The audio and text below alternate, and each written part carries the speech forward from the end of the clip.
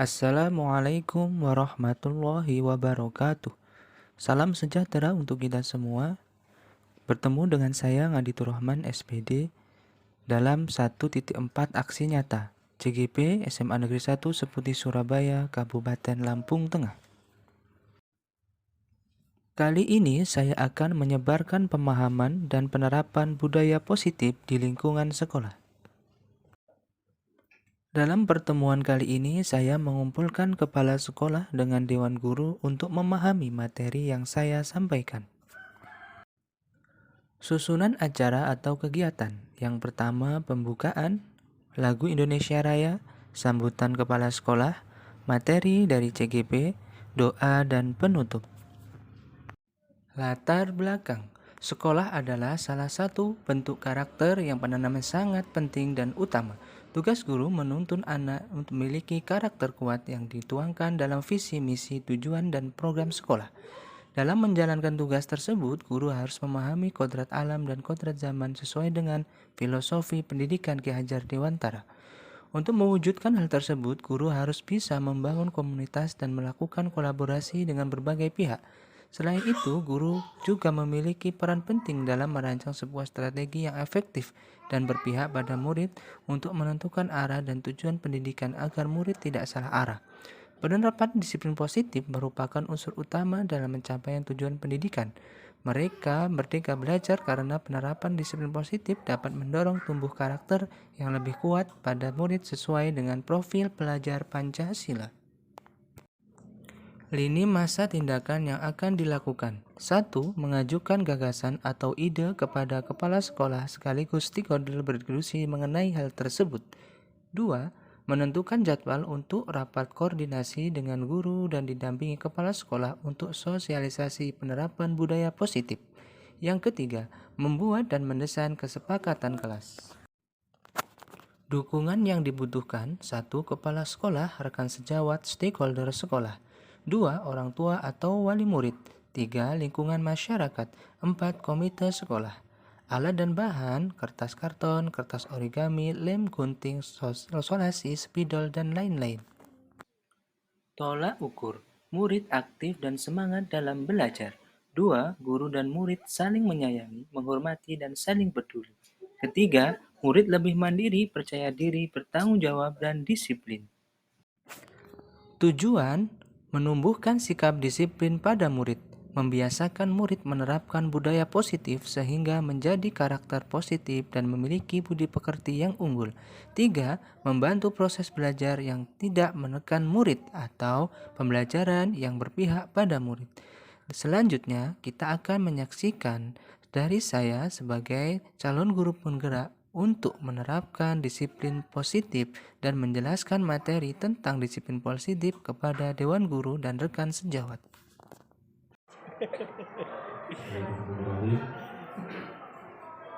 Assalamualaikum warahmatullahi wabarakatuh.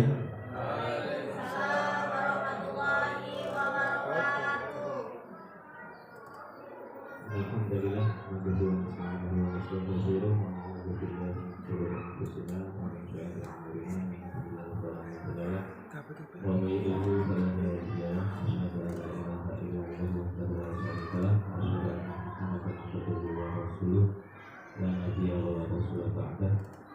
Allahumma sholli ala sayyidina Muhammadin wa ala ali sayyidina Muhammad wa la rabbi sholli sadri wa yassir li amri wa hlul 'uqdatam min lisani yafqahu qawli.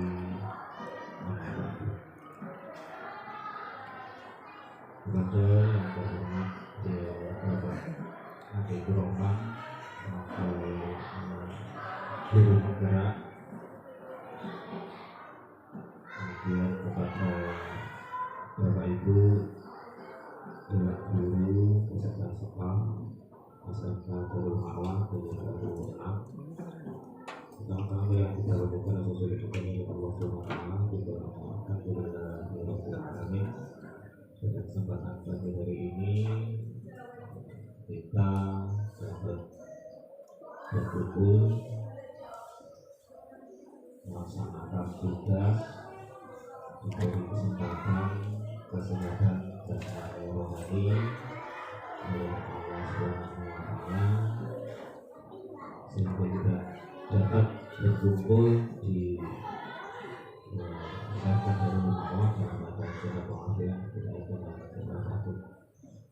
Yang lainnya salam serta salamnya Allah semoga tetap tercurahkan kepada junjungan kita Nabi Agung Muhammad dan sallallahu alaihi wasallam sampai dengan menantikan syafaatnya kelak di hari kiamat. Bapak Ibu yang saya hormati, dikumpulkannya Bapak Ibu di kantor di ruangan Serkan Darul Ma'wah ini dalam rangka pengenalan ataupun pembelajaran terkait budaya positif, menyebarkan pemahaman dan penerapan pengalaman budaya positif yang pada hari ini insya Allah nanti akan disampaikan oleh beliau Bapak Majidur Rahman selaku guru penggerak. Jadi ini penting untuk kita semua, oleh karenanya mohon Bapak Ibu nanti diperhatikan dengan seksama. Terima kasih buat Bapak Ibu yang telah sudi dan rela meluangkan waktunya dalam agenda dalam acara hari ini. Mudah-mudahan acara hari ini nanti berjalan dengan lancar, dan terima kasih kepada pemateri Bapak Majidur Rahman yang telah meluangkan waktunya untuk menyampaikan ilmunya bagi guru-guru kami di SMK Darul Ma'wah. Itu saja yang bisa saya sampaikan. Sekali lagi terima kasih dan mohon maaf. Saya akhiri dengan Assalamualaikum warahmatullahi wabarakatuh.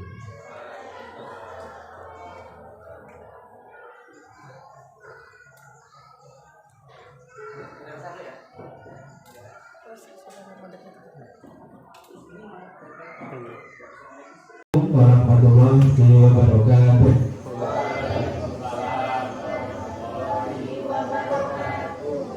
Jadi Bapak Ibu semua untuk menyampaikan materi tentang budaya positif. Sebelumnya tentu kita bersyukur dulu, kita aturkan kehadiran kita ya Allah Subhanahu wa taala karena memberikan limpahan taufik nikmat kepada kita semua sehingga kita dapat berkumpul dalam acara seminar budaya positif. Shalawat serta salam mari kita aturkan kepada junjungan kita Nabi Agung Muhammad Sallallahu Alaihi Wasallam yang selalu kita nantikan syafaatnya serta pertolongan yaumil kiamat. Amin ya rabbal alamin. Langsung saja Bapak Ibu, di sini ada slide yang saya paparkan. Harapannya Bapak Ibu nanti memahami tentang perubahan-perubahan ya, skema-skema perubahan kurikulum yang ada di kurikulum Merdeka saat ini atau IKN. Jadi budaya positif. Apa itu budaya positif? Next. Budaya positif Bapak Ibu, itu budaya positif di sekolah yaitu nilai-nilai dan kebiasaan-kebiasaan di sekolah yang berpihak pada peserta didik agar mereka dapat berkembang menjadi pribadi yang kritis, penuh hormat dan bertanggung jawab. Nah ini budaya positif yang dimana ini salah satu sampul daripada yang digunakan di kurikulum Merdeka tentang budaya positif. Selanjutnya perubahan paradigma. Nah ini yang tadi saya sampaikan di awal. Untuk membangun budaya positif, sekolah perlu menyediakan lingkungan yang positif, aman dan nyaman agar murid mampu berpikir, bertindak dan mencipta dengan merdeka, mandiri dan bertanggung jawab. Lazimnya disiplin dikaitkan dengan kontrol. Dalam hal ini kontrol dulu dalam menghadapi muridnya. Lazimnya disiplin dikaitkan dengan kontrol. Dalam hal ini kontrol dulu dalam menghadapi murid. Ini kasusnya. Oke, kita sambil ini. Coba kita cek salah satu di antara peserta ini yang Bapak Ibu guru. Saya akan memberikan kertas. Kertas ini di dalamnya ada apa kan? Tidak tahu kan ya. Saya akan berikan pada salah satu peserta. Selanjutnya peserta yang kedua itu merayu untuk membuka atau memberikan. Nanti kaitannya dengan penjelasan yang ditampilkan di slide. Nah seperti itu. Oke ya, langsung saja saya akan berikan. Nanti yang satunya kan ada dua peserta nih. Yang satunya dia bersikukuh atau memberikan kertasnya, yang satunya merayu supaya diberikan kertasnya. Nah, kita cek posisi kontrolnya ya terkait dengan poin yang kedua. Oke, silakan Pak, diambil ya. Oke. Terima kasih. Nggak boleh ya, silahkan. Bagaimana cara Bapak ya, bisa mengontrol atau merayu sehingga berpindah posisi itu yang dipegang ya, seperti itu. Bagaimana sih posisinya kalian? Oke Pak, silakan.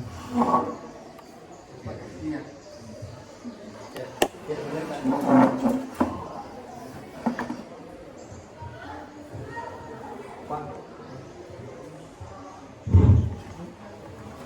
yang ada di tangan sampai itu Uang Pak. boleh saya lihat? Nah, tapi nggak boleh. Boleh lah saya lihat Pak. Lihat aja Pak ya. Nah, Misal saya adu boleh nggak Pak? wani viral sampean Pak. Belum Pak. Nggak boleh Pak. Nggak boleh. Tetap nggak boleh. Tetap nggak boleh Pak. Yakin? Yakin Pak. Iya iya Pak. Berapa Pak? Tetap nggak boleh Pak. Nggak boleh. Nggak boleh. Intinya Tidak boleh Pak. Terima kasih. Posisinya Pak kertasnya. Oke. Biar nggak terlalu canggung Bapak Ibu, kasih tepuk tangan dulu untuk Pak Anas sama Mas ya. Oke, next. Jawabannya dari sini Bapak Ibu. Anda dan teman Anda akan melakukan kegiatan cobalah buka. Tadi yang dipraktekkan Pak Arti sama Pak Anas. Anda adalah A, tugas Anda adalah mengepalkan salah satu tangan Anda. Coba Anda bayangkan bahwa Anda menyimpan sesuatu yang sangat berharga di dalam kepala tangan Anda. Anda perlu menjaga benda tersebut sekuat tenaga Anda karena begitu pentingnya untuk kehidupan Anda. Tugas rekan Anda yang B, ya, Pak Anak tadi, mencoba dengan segala cara untuk membuka kepala tangan Anda. Teman Anda B boleh membujuk, menghardik, mengintimidasi, memarahi, menggoda, menggelitik, bahkan menawari Anda uang agar Anda bersedia membuka kepala tangan Anda. Cobalah lakukan kegiatan, cobalah buka di atas dengan B cara bergantian. Jadi sudah dipraktikkan ya. Ini 30 detik. Insya Allah nanti pasang waktunya ya. Oke. Sesudah itu diskusikan kegiatan ini dan coba jawab pertanyaan-pertanyaan di bawah ini ya. Yang pertama, apakah Anda atau B membuka kepala tangan Anda? Mengapa alasan Anda atau B membuka tangan Anda? Yang kedua, apakah Anda atau B menutup kepala tangan Anda? Mengapa? Apa alasannya? Atau B tetap menutup kepala tangan Anda? Nanti kita tahu endingnya ya. Ternyata tetap tidak mau dikasihkan, tidak mau ngasih tahu. Yang ketiga, dalam kegiatan ini sesungguhnya siapa yang memiliki kendali atau kontrol untuk membuka atau menutup kepala tangan? Nih pertanyaan dia ini. Oke, next. Nah, ini jawabannya kita merujuk pada KHD itu Ki Hajar Dewantara, Bapak Pendidikan Indonesia. Menuntut segala kodrat yang ada pada anak-anak agar mereka dapat mencapai keselamatan dan kebahagiaan yang sesungguhnya, baik sebagai manusia maupun sebagai anggota masyarakat. Oleh sebab itu, pendidik itu hanya dapat menuntun tumbuh atau hidupnya kekuatan kodrat yang ada pada anak-anak agar dapat memperbaiki lakunya atau bukan dasarnya. Hidup dan tumbuhnya kekuatan kodrat anak. Artinya Bapak Ibu, kita itu tidak bisa mengubah anak itu dari kodrat awal, yaitu dia itu oleh Allah Subhanahu Wa Taala misalnya diciptakan jadi apa, kita tidak akan pernah bisa mengubahnya. Kita hanya bisa menuntun. Yang kontrol ya anak itu sendiri. Kita hanya menuntun. Jadi tidak bisa kalau analogikan kita nanam jagung berubah jadi kedelai, itu tidak bisa. Kita hanya bisa merawat supaya tidak ada gulma, ya, supaya tumbuh subur kita pupuk, kita kasih pestisida misalnya untuk hama Nah itu kita bisa hanya merawat. Walaupun Pak Nanang tadi merayu, kalau memang tidak dikasihkan kontrolnya ke si A, maka tidak akan pernah dikasih. Next. Nah, ini. Kita sendiri yang ini, kita sendiri yang memegang kontrol atas kepala tangan kita. Tadi Pak Arfi yang memegang kepalanya. Apakah kita membuka atau menutup kepala tangan kita itu tergantung pada diri kita masing-masing sesuai dengan kebutuhan dasar kita saat itu. Sekali lagi, mungkin Pak Arfi ini akan memberikan kepala tangan tadi yang di dalamnya ada sesuatu itu karena alasan yang jelas. Maka kita sebagai pendidik, mengapa anak kita kadang kita kasih nasihat yang masuk mungkin tidak sesuai dengan kodrat yang ketika kita ngasih pembelajaran. Anak itu suka canda tawa, tapi kita keras misalnya. Makanya metode yang ceramah saja, sedangkan anak itu sukanya game education misalnya. Game education kan disisipkan di pembelajaran tersebut. Nah maka sesuai dengan kodratnya tadi, sesuai KHD, bahwa kita ini sebagai seorang pengajar harus bisa menyesuaikan. Supaya apa? Kita bisa namanya mengarahkan. Sedangkan kontrol itu ada di diri mereka masing-masing. Berarti kita jenjangnya kita menengah atas untuk. Oke, next. Perubahan paradigma teori kontrol. Ilusi guru mengontrol murid. Ya. Sekali lagi, kalau kita tidak bisa selaras dengan siswa dalam kurikulum yang berlaku ini, kita itu tidak akan bisa mengontrol. Karena kembali lagi, kontrol itu hanya individu, dan setiap individu wajib mengontrol dirinya sendiri. Kita ini Bapak Ibu sebagai pendamping menuntut. Yang kedua, ilusi bahwa kritik dan membuat orang merasa bersalah dapat menguatkan karakter. Yang ketiga, ilusi bahwa semua penguatan positif efektif dan bermanfaat. Yang terakhir, ilusi bahwa orang dewasa miliknya untuk memaksa. Ini perubahan paradigma teori kontrol. Jadi ilusi, mohon maaf, kalimat-kalimat ini yang perlu nanti kita bahas. Apakah kalimat ini sudah benar atau tidak? Next.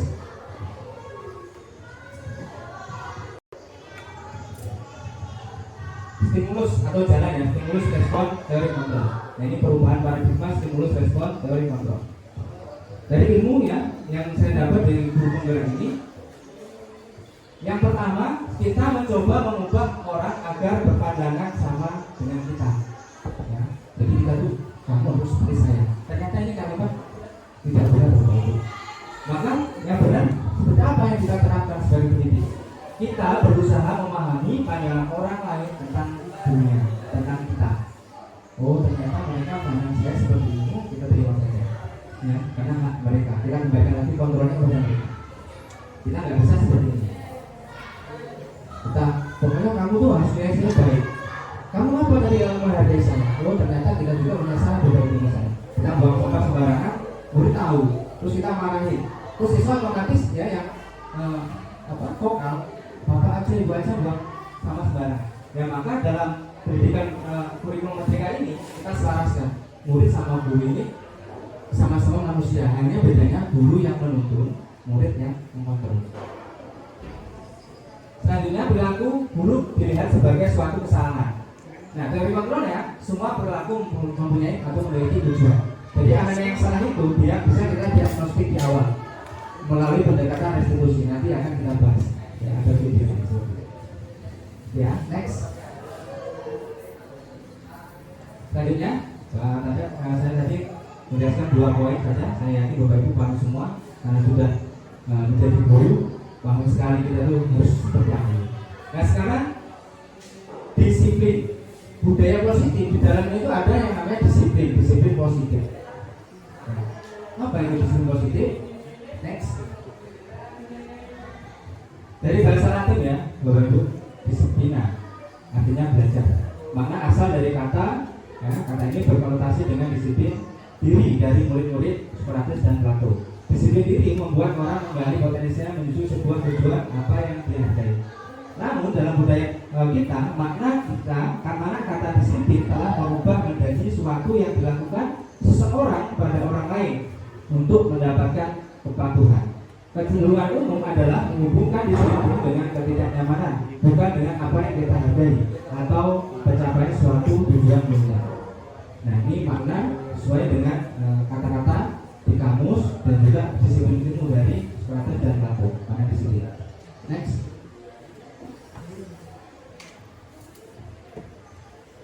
Ini poin yang penting yang nanti tanya dengan Bapak Ibu. Disiplin adalah kemampuan memerintah diri sendiri.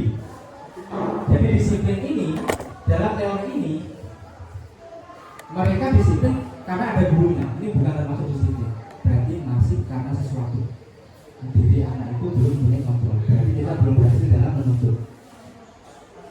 Dalam mengontrol dan menguasai diri untuk memilih tindakan yang mengacu pada nilai-nilai yang kita hargai dengan penuh tanggung jawab tanpa perintah orang lain. Ketika yang kita bahas terakhir ini tanggung jawab tanpa perintah orang lain, tanpa guru, anak itu sudah mulai punya karakter, maka berhasil. Maka nggak benar Bapak Ibu sekarang ini beban orang, apalagi semakin zaman semakin canggih, tapi moralnya anak-anak ini semakin susah untuk dituntut. Kenapa? Karena kita bertemu di pembelajaran itu hanya 2-3 jam pelajaran. 1 jam pelajaran itu 45 menit. Sedangkan mereka dididik media itu 24 jam nonton katanya, apalagi dengan game online. Dan mirisnya sekarang ini untuk anak usia, anak-anak didik kita di fase F itu luar biasa menggunakan judi online. Mereka itu mahir sekali. Ya. Usia 17 sampai 19 tahun itu bisa beli mobil kelasnya F3, Avanza dan sebagainya yang menang. Ya, mereka itu sudah bisa membeli. Kenapa? Karena kemajuan teknologi. Secara ilmu pengetahuan teknologi berarti mereka tinggi, tapi secara anak mereka belum bisa mengontrol. Ya, apalagi di sini poin yang terakhir tanggung jawab tanpa itu tanggung jawabnya nggak ada sama sekali. Karena sebenarnya mohon maaf Bapak Ibu, juknisnya, jurnalnya dan pemberitahuan yang disampaikan oleh pemerintah tentang remaja itu sudah sampai kepada tahap judi online. Nanti yang perlu kita nanti antisipasi. Next. Maksud dari nilai-nilai yang kita hargai dalam nilai kebajikan, sifat-sifat positif manusia yang merupakan tujuan mulia yang ingin dicapai setiap individu. Saya garis bawahi dari awal tadi, ada budaya positif. Budaya positif itu artinya segala sesuatu yang sudah ada atau perlu ditingkatkan di sekolah kita. Yang pertama itu adalah budaya positif yang di sekolah. Terus di dalamnya itu ada disiplin Bapak Ibu. Disiplin itu melakukan sesuatu tanpa perintah orang lain. Dan sesuatu itu nilai-nilai sesuai dengan agama dan nilai-nilai kenegaraan dan nilai-nilai sekolah. Disiplin.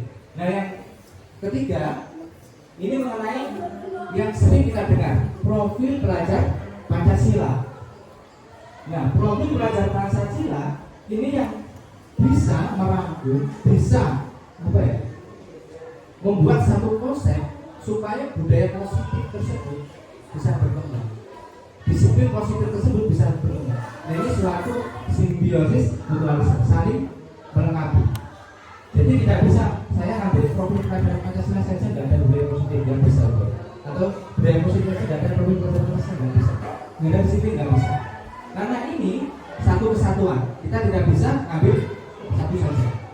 Otomatis ketika sekolah kita ini, percintaan kita ini mengadopsi nilai-nilai yang saya paparkan ini, sudah ada di dalamnya profil pelajar Pancasila, tidak bisa dipisahkan.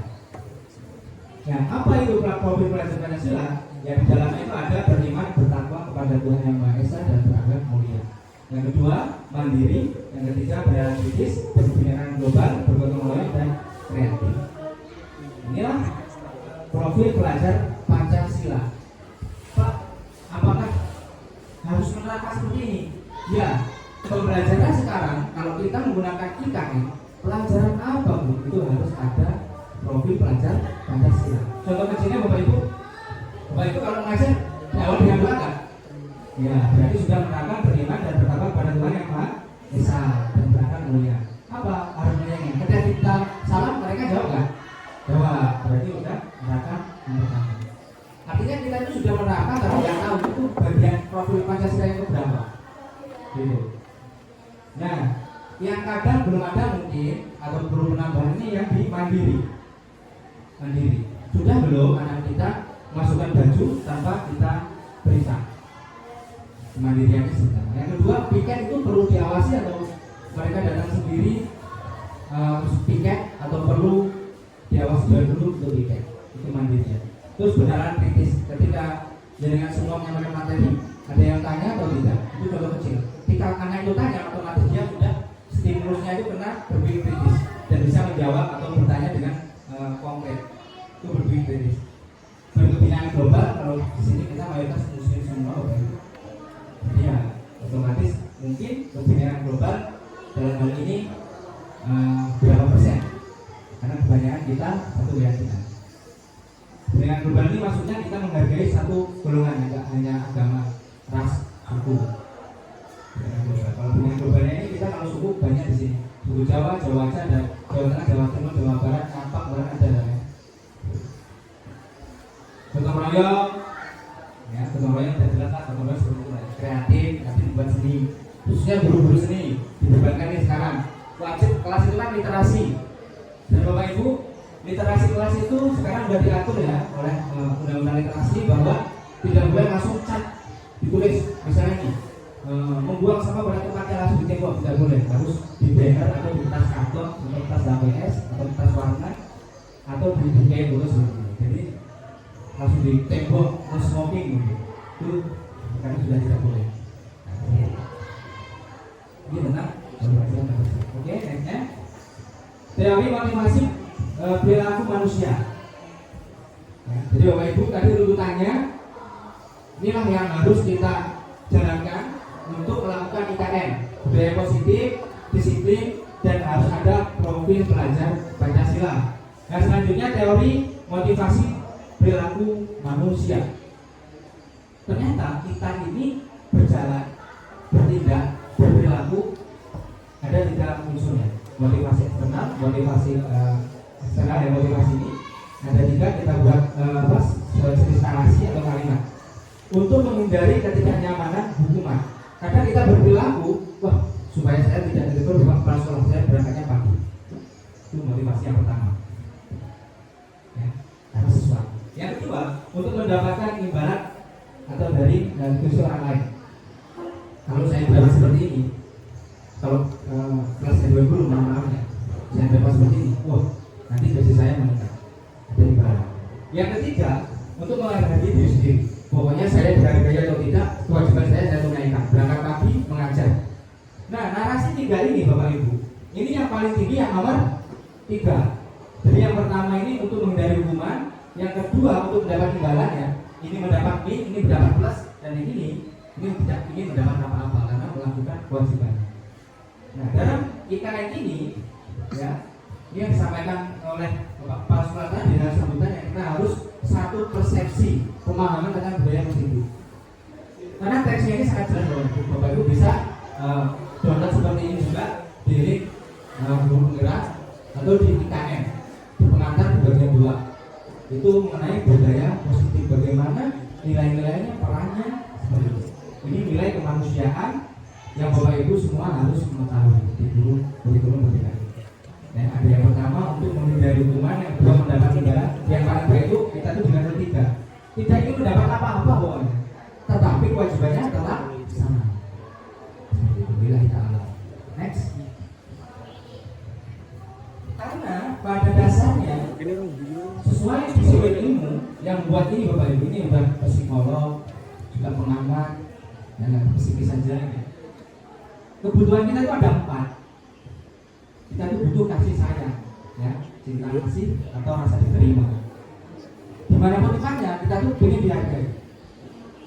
Itu kebutuhan kita. Walaupun nggak ngaku, ini udah nih. Ini seorang profesor, seorang dokter, seorang psikologis mengatakan kebutuhan manusia itu ada 4 yang perlu dijaga dan kita harus mengetahui sebagai seorang pendidik. Cinta kasih dan diterima. Ya, kalau kita kenal dengan perangai akhlak atau karakter. Terus penguasaan. Di mana tempat kita ini ingin tahu soal ini faktornya sama. Situ kelas 10, 11, kelas 12 misalnya. Penguasaan, tahu relasinya kita di mana. Ya. Terus yang ketiga kesenangan. Siapa yang untuk kesenangan. Ya. Yang terakhir kebebasan. Semua untuk berbeza. Ini saya menyampaikan bukan pendapat saya hanya menyampaikan dari ahli-ahli pendidikan, ahli-ahli psikologis. Ini kebutuhan dasar manusia. Kalau salah satunya hilang, ya, ini kebahagiaan manusianya akan hilang. Ya, dikatakan bahagia manakala lingkaran seperti bumi ini sudah dipenuhi. Itulah seperti yang sudah dibahas perjalanan hidup. Next. Sekarang fokus pada tindakan kita Bapak Ibu semua sebagai seorang guru. Nah, ini materi yang terakhir. Posisi kontrol kita. Bapak Ibu sebagai penghukum atau pembuat rasa bersalah atau teman atau pemantau atau manajer. Posisi kontrol guru. Ya. Sekali lagi, kontrol itu ada di diri masing-masing individu. Tetapi dalam hal ini karena kita dibebankan untuk menuntut, di sini ada bahasa kontrol lagi. Untuk apa? Untuk mengarahkan. Siapa yang diarahkan? Anak-anak yang melanggar peraturan. Maka bagaimana kita menanganinya? Nah, di sini ada penghukum, ada merasa bersalah ya, membuat merasa bersalah, itu sebagai teman, pemantau atau manajer. Next. Nah, posisi kontrol Bapak Ibu. Nah, ini teori yang banyak ya. Intinya adalah Bapak Ibu mau posisi yang mana? Next.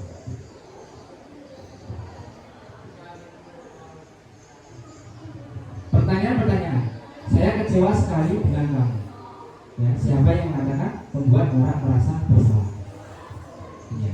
Kalau ada pertanyaan, saya kecewa dengan kamu. Berarti posisi kontrolnya kalau di atasnya berarti ya. Nah, ini dibalik dari Bapak Ibu. Ini teorinya. Ketika Bapak Ibu bertindak, itu ada jurnalnya ya, jurnal pelanggaran siswa. Nanti kita menggunakan ini. Oke, Mas, ya. Pertanyaannya, saya kecewa sekali dengan kamu. Berarti tergolong pembuat merasa bersalah. Terus kamu tidak pernah benar melakukannya, penghukum. Jadi sini Bu, Bapak Ibu semua, kita ini sebenarnya sudah tidak diperbolehkan menggunakan yang pertama, yaitu penghukum. Penghukum tidak boleh. Kita tuh bisa menggunakan teman, pemantau atau manajer. Kalau penghukum kita bukan lembaga hukum. Nah, adanya konsekuensi. Ya, konsekuensi kesepakatan. Next. Budaya positif. Nah, tadi yang disampaikan ada budaya positif, lingkungan positif, kayak kelas, ya. Terus peraturan kelas. Ini kalau kita buat lingkaran ya, seperti anak panah yang akan menuju hidupnya ya, lingkaran seperti ini tempatnya anak panah. Ini kalau kita simpulkan dengan simbol seperti ini. Next. Bapak Ibu, sekarang ini wali kelas wajib membuat keyakinan kelas. Keyakinan kelas sama peraturan kelas itu berbeda Bapak Ibu. Kalau keyakinan kelas itu nilai-nilai kebajikan, prinsip-prinsip universal yang disepakati, ya, yang disepakati. Tapi kalau peraturan itu hanya dari guru saja. Jadi kalau peraturan keyakinan kelas itu kita buat berdasarkan kesepakatan. Tapi kalau peraturan biasanya dari dua guru saja. Nah, seperti itu Bapak. Nah, ini bentuk keyakinan kelas. Keyakinan kelas bersifat abstrak, ya. Keyakinan kelas berupa pernyataan-pernyataan yang universal, pernyataan keyakinan kelas. Terus keyakinan kelas sebenarnya tidak terlalu banyak. Semua warga kelas sebaiknya ikut berkontribusi. Terus yang terakhir, bersedia meninjau kembali keyakinan kelas dari waktu ke waktu. Ini keyakinan kelas. Bapak Ibu, kesimpulannya keyakinan kelas sama peraturan kelas sama tata tertib itu beda. Tata tertib itu hak sekolah, lembaga. Jadi seperti apa? Berdasarkan visi dan misi. Kalau keyakinan kelas itu haknya wali kelas dan Bapak Ibu yang ngajar. Nah, keyakinan sama peraturan beda. Kalau peraturan itu sifatnya dari satu pihak, dua guru saja yang buat. Tapi kalau keyakinan kita melibatkan siswa. Nah, sampean mau enggak? Ketika ibu masuk atau dua guru yang masuk, kamu harus sudah rapi, setuju, berarti itu keyakinan kelas. Beda lagi, semuanya harus berpakai rapi, itu peraturan karena satu pihak. Belum tentu siswa itu setuju. Artinya sebelum setujunya kita melibatkan siswa. Walaupun siswa hanya bilang iya bu, iya pak, tapi kita sudah pernah melibatkan siswa itu namanya keyakinan pak. Jadi peraturan sama keyakinan itu berbeda. Oke, next. Ini peraturan ini. Ya, selalu kembalikan buku di tempatnya. Keyakinannya tanggung jawab, gitu. Nilai kebajikannya tanggung jawab. Seperti itu Bapak ya. Oke, ini sangat jelas sekali. Saya next ya, intinya tadi peraturan sama keyakinan itu beda. Ini membuat keyakinan kelas. Sudahkah kelas Bapak Ibu ada tembakan seperti ini? Nah, keyakinan kelas itu harus ditempel di kertas karton, minimal di HPS kecil di print. Ya, keyakinan kelas itu apa saja? Keyakinan kelas itu sekali lagi peraturan itu melibatkan siswa. Kalau peraturan hanya satu pihak. Mau seperti apa kelasnya juga seperti itu. Terus yang kedua, kelas itu sekarang standarisasinya harus ada literasi. Foto presiden yang sama wakilnya sama ini seperti ini yang nggak akan pernah hilang. Jadi wajib per kelas kantor di lembaga pendidikan ini mempunyai gambar pejabat internal ataupun eksekutif, presiden, wakil presiden atau bupati ada, dan foto pahlawan di sekitarnya, dan tidak kalah penting keyakinan kelas dan struktur kelas, wali kelas sampai peserta didik yang catat seksi apa kelas itu, bendahara ya, dari ketua sampai bendahara sampai seksi itu harus ada. Kalau tidak ada, dikatakan itu belum terstruktur loh. Oke, next. Nah, segitiga restitusi. Oke, di sini nanti kita akan melihat, menyaksikan bagaimana restitusi penyelesaian masalah kepada siswa terhadap pelanggaran yang dilakukan. Ya, itu segitiga restitusi, itu penyelesaian permasalahan siswa yang telah melanggar peraturan. Melalui restitusi, guru dapat membantu murid menjadi lebih memiliki tujuan disiplin positif serta memulihkan dirinya setelah berbuat salah. Ini tekstualnya. Kalau secara pemahaman sederhananya ya Bapak Ibu. Jadi ketika kita mendapati siswa itu salah, kita tanya. Ada pendekatan menstabilkan identitas. Bapak juga ini pernah di usia kamu pernah mengalami kesalahan seperti kamu nggak mengerjakan PR. Tapi apa sih alasan kamu sehingga berbuat seperti itu? Apakah sama seperti Bapak? Itu pendekatan menstabilkan identitas. Terus yang kedua, memvalidasi masalah. Kok bisa terjadi seperti apa? Kan udah beberapa kali itu kalimat validasi. Ya. Terus yang ketiga, menanyakan keyakinan kelas. Jadi keyakinan kelas seperti apa yang kamu langgar kalau kamu tidak mengerjakan tugas? Oke, seperti itu. Oke, next. Nah, ini segitiga restitusi Bapak Ibu. Menstabilkan identitas tadi. Sebenarnya ibu ini pernah di usia kamu juga. Itu contohnya menstabilkan identitas. Terus yang kedua, validasi masalah, alasannya apa? Terus yang ketiga, keyakinan kelasnya dilanggar apa? Oke, next. Tahap-tahap restitusi. Nah, ini langsung saja ke beliaunya, Mas. Next. Satu lagi.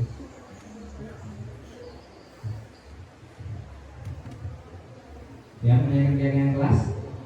Tapi dalam posisi yang lebih ideal Bapak Ibu, ketika menggunakan segitiga restitusi untuk menyelesaikan masalah, maka kita di posisi manajer. Jadi seorang guru itu jangan sampai harga dirinya turun gara-gara lebih dekat kepada murid, karena dianggap guru juga itu tidak mempunyai batas. Jadi yang paling pas itu sebagai manajer. Nah, sini kamu tadi ngapain? Kalau di kantin makan Bu, berdekat sebagai manajer. Apa nggak tahu masuk? Nggak benar. Kok nggak benar? Kan tadi dari Bu nih, dari sini aja udah masuk, dari sana nggak benar. Maka dia akan mengurangkan alasannya sana. Nah, itu posisi yang paling baik. Nah, posisi yang paling buruk seperti apa? Dia langsung datang, mohon maafnya marah, nggak tahu permasalahannya, terus menggunakan kata-kata kotor. Nah, itu dalam segitiga restitusi tidak diperbolehkan. Kita harus tahu tambahin dulu apa permasalahannya, apa pelanggarannya. Next. Oke Bapak Ibu, kita akan menyaksikan video restitusi guru kepada siswa yang saya sampaikan tadi. Sekali lagi saya simpulkan sedikit tentang dari awal tadi, budaya positif, sebenarnya ada disiplin positif, terus ada restitusi. Nah, sekarang lebih jelas lagi gantian ibu dia yang akan menjelaskan restitusi itu apa, bagaimana caranya, terus bagaimana menghadapi siswa sesuai dengan IKN atau beruang yang berlaku tanpa ada tambahan atau tanpa kekurangan. Nah ini yang diharapkan kita bisa menjalankan seperti yang di video berikut. Oke, silakan diikuti.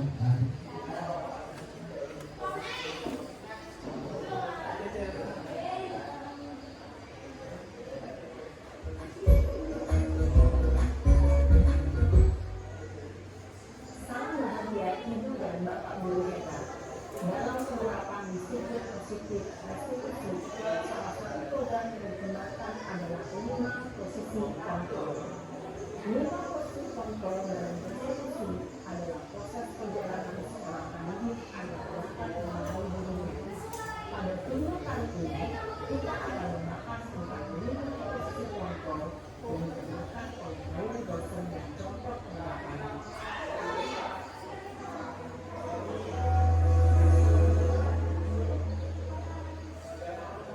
Lima posisi kontrol itu adalah 1. Posisi pentutup. 2. Posisi pembuat dasar bersalah. 3. Posisi tenang. 4. Posisi pemantau atau monitor. Dan 5. Posisi menuju. Untuk menggunakan 5 posisi tersebut, mari kita saksikan kasus senada yang terlambat berkeluar di sekolah dan melihat bagaimana 5 posisi kontrol dalam menghadapi masalah tersebut.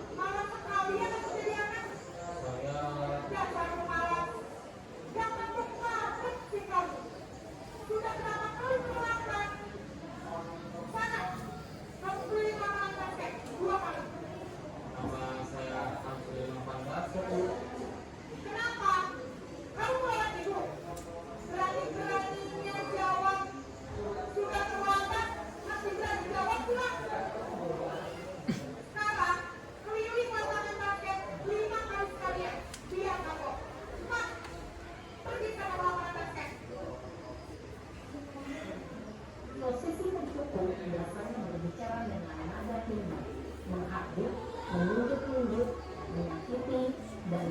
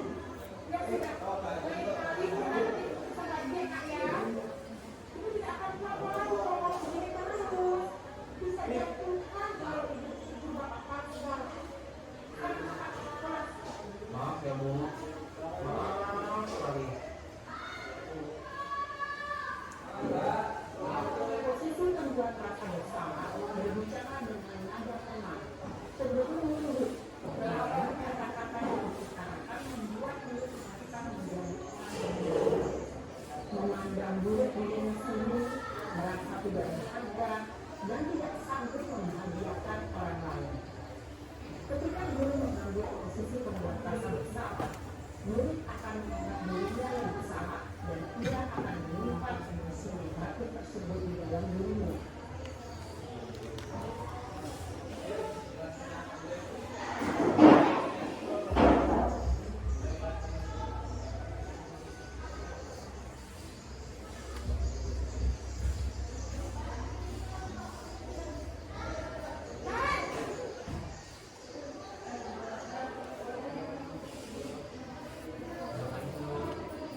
Wah, sudah sarapan nih, Mbak. Sarapan lagi ya, sayang.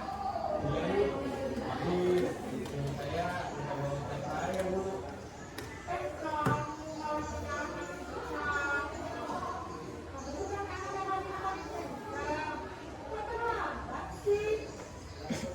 Iya Bu, saya memang selamat bangun tadi. Jadi yang saya bisa tetap dapetin ya Bu.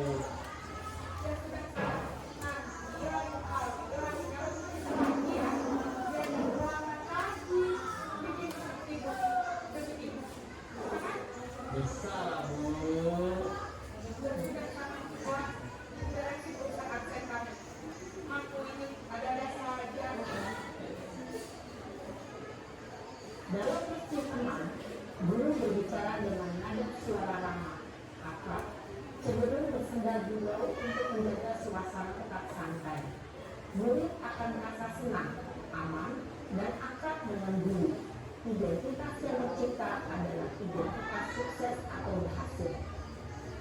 Namun, perlu diingat, karena ini masih benar eksternal, maka ada faktor ketergantungan dari murid kepada orang tertentu. Di sini, guru aksen sehingga di lain waktu, murid bisa berperilaku baik, namun hanya kepada orang-orang tertentu saja.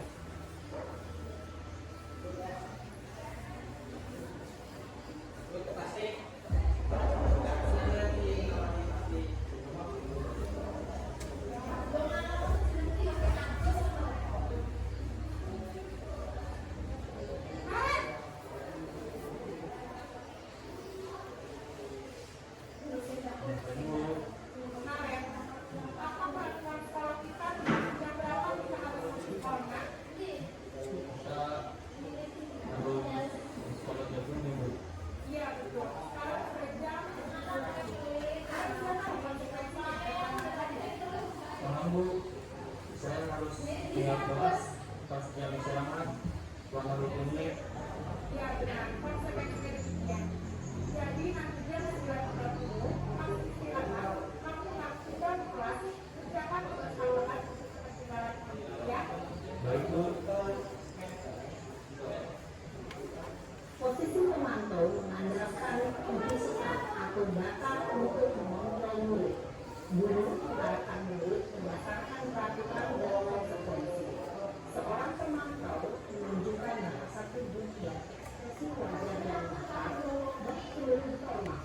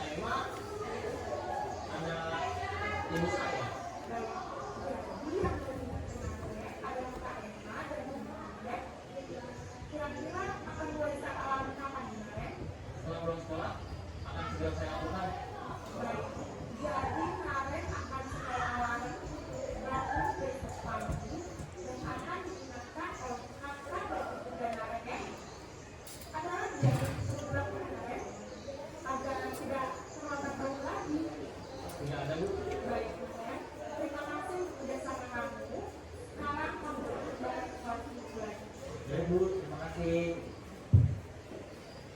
Posisi manajer adalah posisi kontrol yang disarankan untuk membimbing murid memiliki sikap disiplin yang positif, yaitu murid yang jujur, bertanggung jawab, dan dapat memecahkan masalah. Tujuan dari posisi ini adalah agar murid dapat berefleksi atas tindakannya. Guru akan dengan tulus memberikan pertanyaan bermakna, sehingga membuat murid dapat belajar dari kesalahannya dan mencari sebuah solusi untuk menyelesaikannya. Ibu dan Bapak Guru hebat, setelah mengamati adegan 5 posisi kelompok tadi, kira-kira posisi mana yang paling ideal? Posisi mana yang dapat menunjang motivasi intrinsik murid? Ya, tentu posisi manajer. Posisi murid yang posisi ideal yang ingin diikuti setiap pendidik. Pada posisi inilah, guru dapat menerapkan disiplin positif dan berikan pada murid dan memerdekakan murid. Perjalanan seorang pendidik tentunya tidak mudah untuk sampai pada posisi seorang manajer. Namun, tujuan kita pasti, yaitu menciptakan prinsip yang merdeka dan bertanggung jawab. Semoga penggambaran 5 posisi kontrol yang telah diperlihatkan ini dapat menjadi ajang refleksi bagi kita semua, agar dapat terus mengasah dan menerapkan disiplin positif yang memerdekakan diri. Mari terus berlatih dan bersemangat. Selamat menerapkan. Salam dan bahagia, Ibu dan Bapak Guru hebat.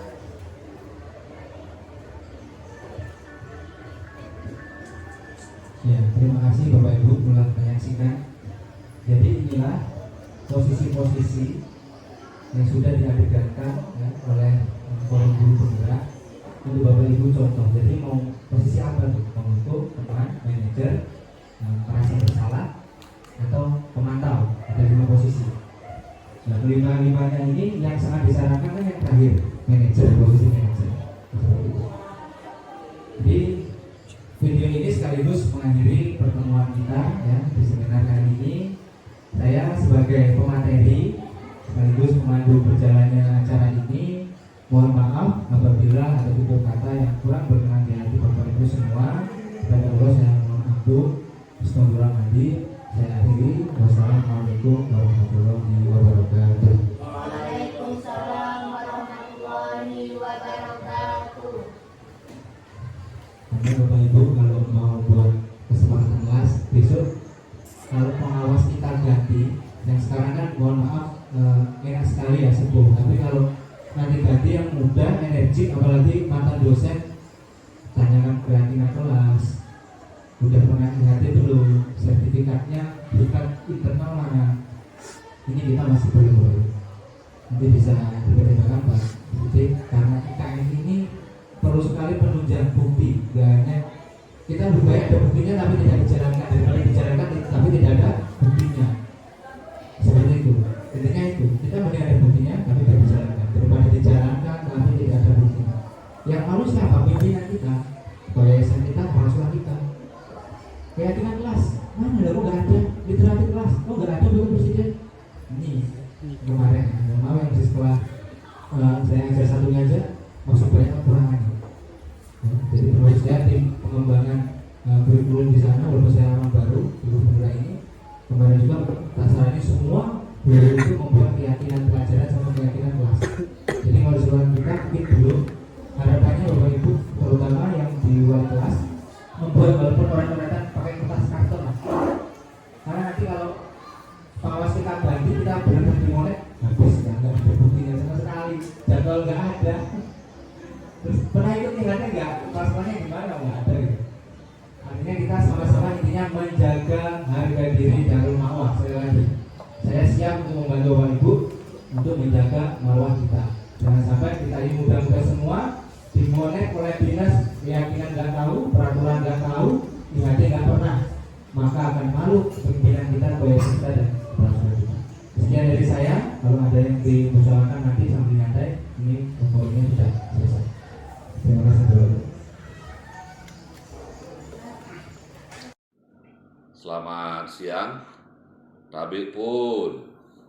Saya Gusti Mariadi Suwarnyana Kepala SMA Negeri 1 seperti Surabaya, kecamatan seperti Surabaya, Kabupaten Lampung Tengah. Puji syukur kami panjatkan kehadirat Tuhan Yang Maha Esa bahwasanya di awal semester ini ada 2 orang guru kami yang mengikuti proses diklat calon guru penggerak, yaitu atas nama Bapak Ngadi Turohman dan Bapak Dian Purnomo. Saya sebagai kepala sekolah sangat mengapresiasi keterlibatan guru-guru saya dalam proses mengikuti perekrutan calon guru penggerak. Harapannya mudah-mudahan guru-guru kami dapat mengikuti semua rangkaian proses kegiatan dari pendidikan dan latihan calon guru penggerak yang pada akhirnya nanti setelah selesai mengikuti pendidikan dan pelatihan, para guru-guru penggerak ini mampu menggerakkan rekan-rekan guru yang lain untuk saling bersinergi dalam rangka memajukan pendidikan di SMA Negeri 1 seperti Surabaya, khususnya umumnya memajukan pendidikan di negara kita. Mudah-mudahan apa yang menjadi tujuan kita bersama, tujuan dari Pak Ngadi Turohman dan Pak Dian Purnomo ini diridhoi oleh Tuhan Yang Maha Esa sehingga berjalan dengan lancar. Demikian yang dapat saya sampaikan pada siang hari ini. Sekali lagi saya ucapkan selamat kepada Pak Ngadi Turohman dan Pak Dian atas proses yang diikuti dan berharap semuanya berjalan tanpa kendala apapun. Demikian saya akhiri. Selamat siang, penanda bahasa Sikampun, kima lewat saya nyimba di mutai lupa, maaf ngalih puro. Assalamualaikum warahmatullahi wabarakatuh. Saya Idati Ani SPD, guru pendidikan agama Islam di SMA Negeri 1 seperti Surabaya, Kabupaten Lampung Tengah. Saya merupakan teman sejawat dari Bapak Ngadi Turohman yang sedang menjalankan program pendidikan guru penggerak angkatan 9.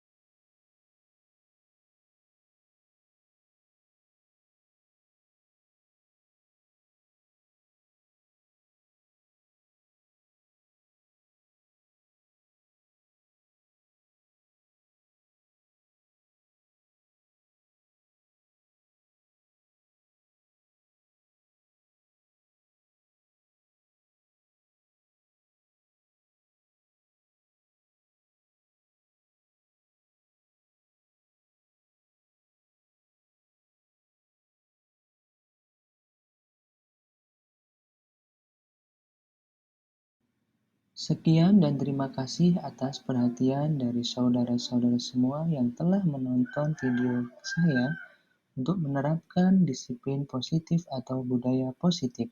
Sampai jumpa di lain waktu dengan kesempatan yang indah dalam keadaan sehat jasmani ataupun rohani. Sampai jumpa.